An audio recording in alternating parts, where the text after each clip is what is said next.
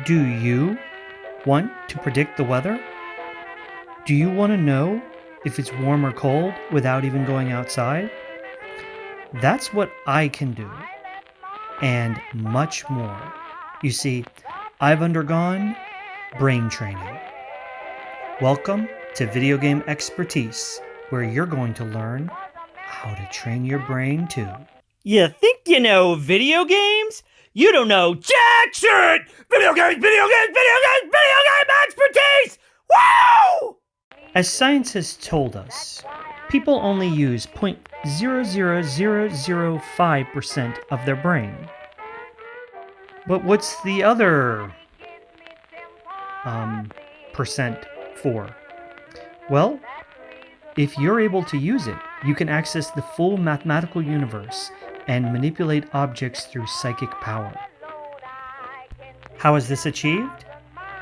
Through video games. When Miyamoto was working on video games, he came across this ability, he himself already possessing great psychic capabilities. As a child, he would bend spoons easily.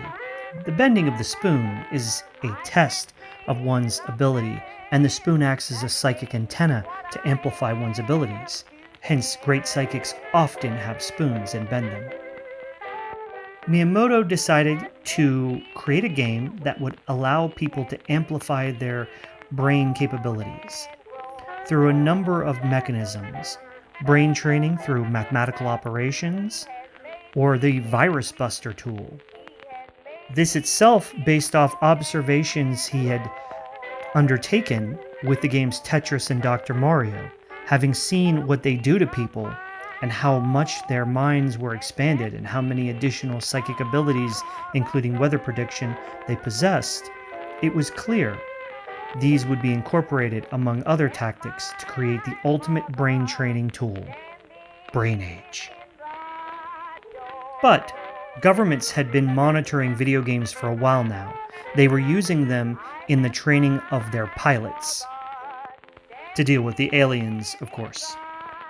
They were quick to figure out Miyamoto's plan and came up with a countermeasure themselves: Big Brain Academy, an alternate method of training, which is not ineffective, but trains the brain to better serve the government control.